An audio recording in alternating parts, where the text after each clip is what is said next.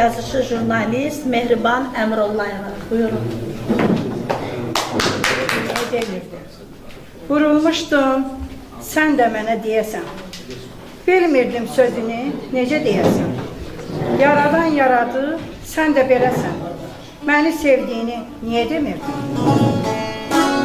Sanki bənd olmuşam, o qara telə, zülfü pərişanı vermişəm yelə.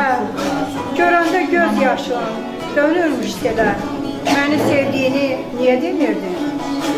Şairin sevgisin, qazanmışsan sən. Büsbütün sevgiyə boyanmışsan sən. Bəlkə cavan vaxtı utanmışsan sən. Məni sevdiyini niyə demirdin? Dərin xəyallara dalıb gedərdin. Könlümü əlimdən alıb gedərdin. Sağalmaz dərdlərə salıb gedərdin. Məni sevdiyini niyə demirdin? Sən ardı görmüsən, sevən qovuşar. Ömürdür, həyat da gəlir soruşar. Qocalıb binəli məndən soruşar. Məni sevdiyini niyə demirdin? Məni sevdiyini niyə demirdin?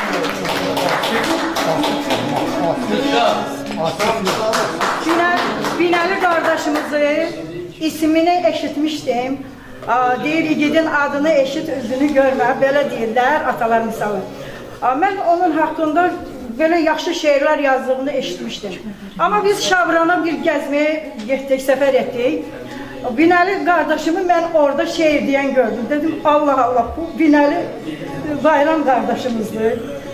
Ondan sonra daha derinden tanıdım Binali kardeşimizi. Düzdür, beni davet etmemişti bu meclise. Evza Hanım dedi ki, ben gedə bilmeyeceğim. Mənim əvəzimə sən get.